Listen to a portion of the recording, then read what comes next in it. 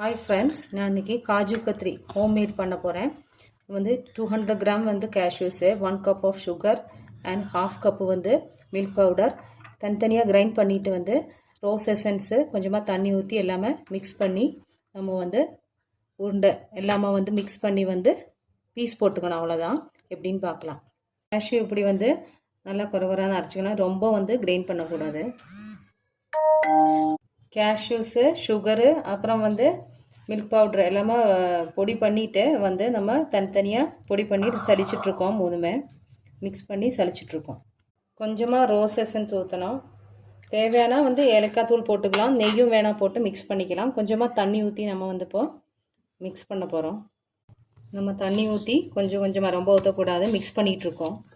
உருண்டை பிடிச்சி இந்த மாதிரி வந்து நெய் ஊற்றி பிளேட்டில் நம்ம அதை அப்படியே மிக்ஸ் பண்ணி பீஸ் போட வேண்டியதான்.